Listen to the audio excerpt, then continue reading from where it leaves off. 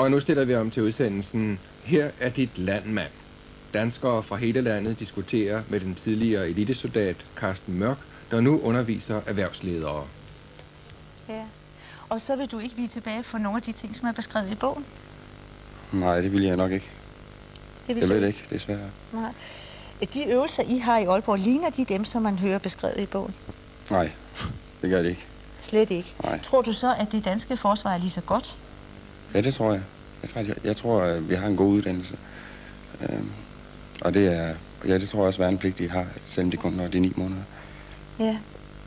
Okay. Jeg vil spørge jer, for lige inden vi gik på, der har jeg forstået, at I laver i sådan morskabens dække sådan nogle kurser, hvor man skal udfordre sine grænser. Og I er jo i hvert fald en yngre generation. Hvad siger I til det, Carsten siger, og til det, folk siger til ham? Jeg kan sige, at vi har stiftet en idrætsforening, hvor vi dyrker mange forskellige former for sport. Og her kan nævnes bjergbestigning, faldskærmsspring og sejlads med gummibåde.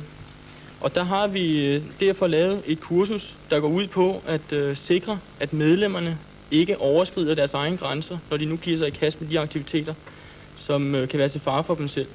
Og derfor så anvender vi nogle af de principper, som Carsten Mørk blandt andet har skrevet i sin bog. Vil det sige, at du synes, det Carsten nu er blevet kritiseret for, er interessant, eller hvad er din holdning til det? Altså, der er der noget rigtigt i den kritik, der har været fremme, ikke? Men, hvad er den? Ja, altså det der... Hvis man ser sort og hvidt på det, som Carsten var inde på, så er det da klart, det der... den oplæsning, det var med, at de skulle dræbe og så videre. Det er selvfølgelig negativt, men det er jo det, man lærer at sortere fra. Altså, det er da klart, at man bliver udsat for ting, som umiddelbart ikke kan bruges, og det er klart, det skal man sortere fra, og så kan man så tage det udbytte, man nu får ud af det, i form af, at man lærer sig selv at kende på en anden måde. Det kan man jo på jeres idrætskurser, men hvis krigen kom, kan man så stå og sortere fra ude i bushen? Hvem kan det? Er der nogen danskere, der kan sige fra i en krig? Altså, jeg mener, det er vi alle sammen om, jo. Tror du, du kunne? Altså, jeg vil gøre en indsats, lige så vel som jeg håber, at alle, der sidder her, vil gøre en indsats. Vil du sige noget til det, eller nej, er du enig? Ja, giver ham ret. Godt. Vi har ingen lyd.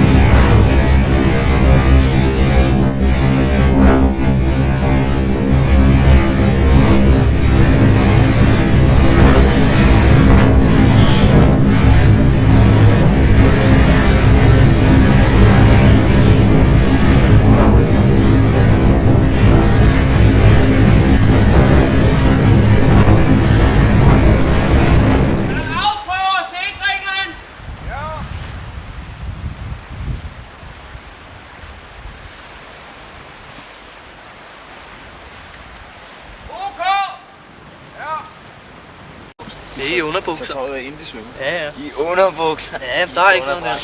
Uden underbukser. Det tager ikke 2 minutter at svømme derover. Det klarer I hurtigt. Alles klar, herr Kommissar! Ja, ja, ja, la, la, ja, ja, ja. Nu får han en frisk Ganz klar, Person.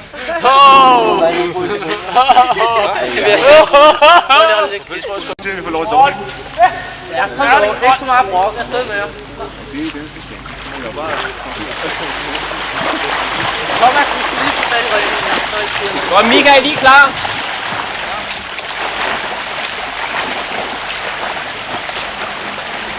Det er godt nok satset, drenge. Det er udmærket. Godt, Kæmpe! Tro på det! Det er god nok.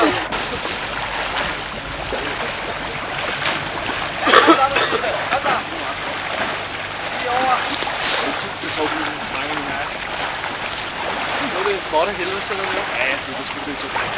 Længere komme ud i tunge bliver det. Ja, det er godt, Fuld. Godt kæmpet. Så er det op med jer. Så til træerne.